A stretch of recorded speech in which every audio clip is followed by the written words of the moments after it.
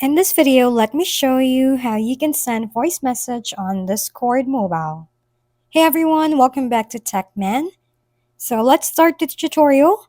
First, open the Discord app in your phone, and then after that, open the server you want to send a voice message or tap your friend on your inbox.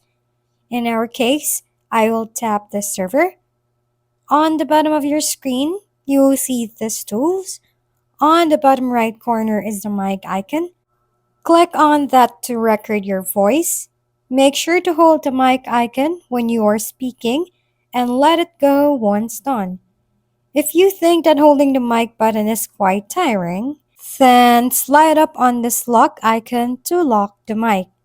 And then you can now talk without holding the button. You can also delete the voice message by clicking this one, and then you can start again.